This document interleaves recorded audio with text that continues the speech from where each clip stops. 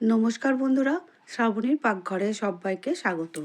শীতের শুরুতেই খুব ইচ্ছা করে গরম ভাতের সঙ্গে যে কোনো একটা ভাতে বা ভর্তা খাওয়ার জন্য। আর এখন শিম তো নতুন উঠছে, সেই জন্য একটু ইচ্ছাই হয়।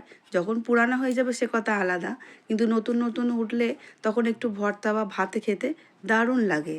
শিমগুলো সব সামনে আর পিছন দিকগুলো ছাড়িয়ে একটা আঁশ মতো বেরোয়, তোমরা জানো, ওগুলোকে ছাড়িয়ে ফেলে দিয়ে ধুয়ে পরিষ্কার করে নিয়েছি। আর সুতোর সাহায্যে ছুঁচ দিয়ে গেঁথে আমি নিয়েছি। অনেকে কাঠি দিয়ে গেঁথে নেয়, অনেকে পলিথিনের মধ্যে নেয়। তো আমি দেখলাম শিম এমনি ছেড়ে দিলে ভাতের সঙ্গে খুঁজে পেতে খুব অসুবিধা হয়।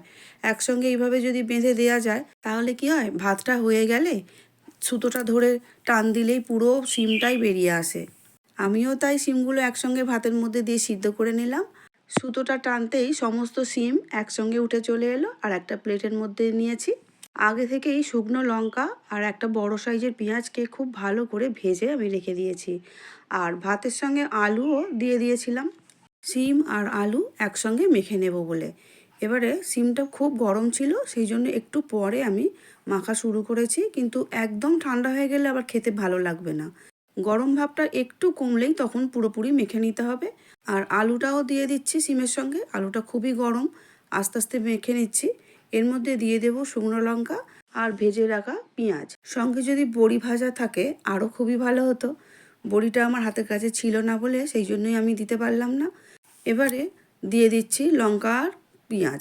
লঙ্কাগুলো খুব ভালো করে প্লেটের মধ্যে আলাদাভাবে একটু ফাটিয়ে নিচ্ছি, না হলে খুব ভালো করে মাখা যাবে না। তারপরে পেঁয়াজ দিয়ে খুব ভালো করে মেখে নিয়ে সর্ষের তেল আর নুন দিয়ে মাখলেই রেডি হয়ে যাবে আমাদের শিমের ভর্তা বা শিম মাখা।